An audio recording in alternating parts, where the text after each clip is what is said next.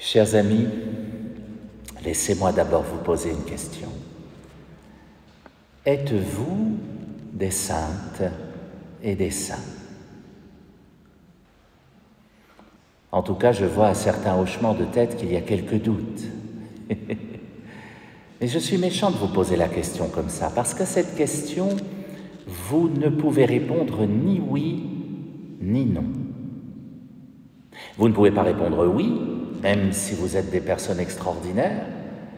Vous ne pouvez pas répondre oui, je suis une sainte, oui, je suis un saint, d'abord parce que ce serait un tout petit peu prétentieux, pardonnez-moi, mais ensuite et surtout parce que, vous le savez, une sainte, un saint, n'est reconnu comme tel que longtemps après sa mort. Il faut normalement 25 ans après la mort de quelqu'un pour que l'Église le reconnaisse saint. Il y a eu quelques exceptions, Sainte Mère Teresa par exemple, Saint Jean-Paul II aussi, mais il faut un certain temps et donc il faut être mort, ce qui n'est pas votre cas. Vous ne pouvez donc pas répondre par l'affirmative, mais vous ne pouvez pas répondre non, non plus, parce que vous n'en savez rien. Vous êtes peut-être déjà en odeur de sainteté, comme l'on dit. Alors là, je vous entends penser à haute voix, non, pas moi, impossible, moi je ne suis pas parfait, je ne suis pas parfaite. Et vous avez raison, vous n'êtes pas parfait, moi non plus. Personne n'est parfait, seul Dieu est parfait. Mais alors, si seul Dieu est parfait, cela tendrait donc à prouver qu'aucune des saintes ni aucun des saints n'est parfait, puisqu'il n'y a que Dieu qui est parfait. Et figurez-vous que c'est là que se situe l'erreur que l'on commet trop souvent. Penser que les saintes et les saints étaient des gens parfaits. Faux. Absolument faux. Pierre, l'un des premiers saints, a quand même renié 3 fois le Christ. Pardon, mais on est assez loin de la perfection. Une sainte, ce n'est pas une personne parfaite. Un saint, ce n'est pas un homme parfait. En aucun cas. L'Église n'a d'ailleurs jamais dit cela. Au contraire, l'Église a toujours dit l'inverse. Vous et moi, nous sommes appelés à la sainteté. C'est notre vocation commune, précisément parce que le point commun d'absolument toutes les saintes et tous les saints, c'est d'être des humains. C'est parce que nous sommes des êtres humains que nous sommes appelés à la sainteté et que nous pouvons y parvenir. Dans son magnifique texte sur la sainteté, Gaudete exsultate, le pape François l'a très bien redit, je cite, « Dieu veut que nous soyons saints. Et il n'attend pas de nous que nous nous contentions d'une existence médiocre. » Et il écrit un peu plus loin, « Nous sommes tous appelés à être des saints. » Bon, vous me direz, ça c'est bien gentil, mais alors, que faut-il faire pour cela?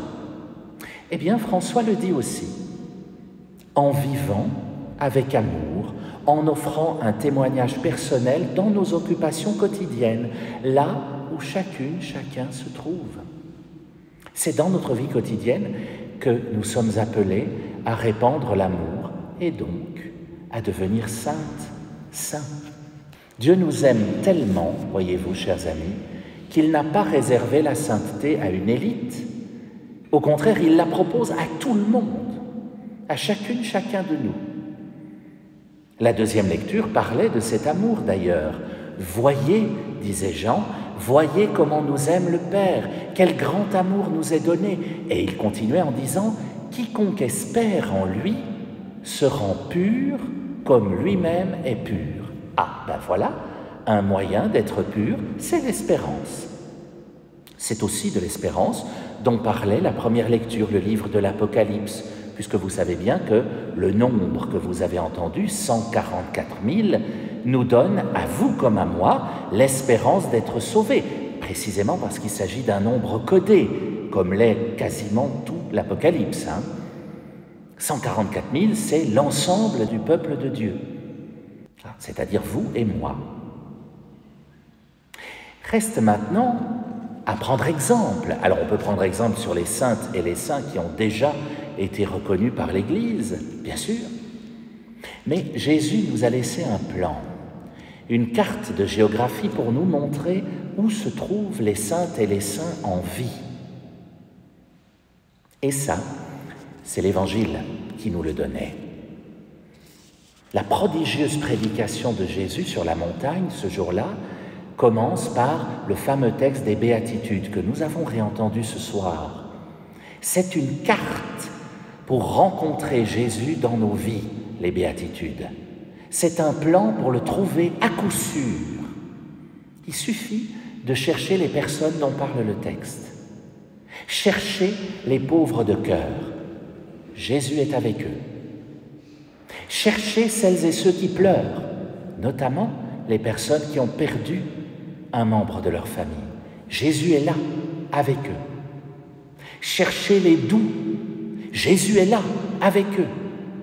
Cherchez celles et ceux qui ont faim et soif de la justice. Vous trouverez Jésus avec ces personnes.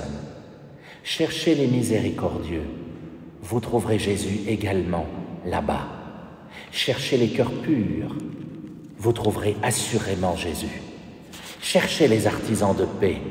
Jésus sera là, avec eux. Cherchez celles et ceux qui sont persécutés pour la justice. Jésus les accompagne. Cherchez celles et ceux que l'on insulte, que l'on persécute, de qui l'on dit faussement toutes sortes de mal à cause de Jésus. Et vous le trouverez avec eux. Nous avons la carte. Le GPS s'appelle l'Esprit Saint. Il nous guide vers ces personnes. Il n'y a plus qu'à se mettre en route sur notre chemin de sainteté à la rencontre du Christ et de celles et ceux qui le rendent présent dans notre monde.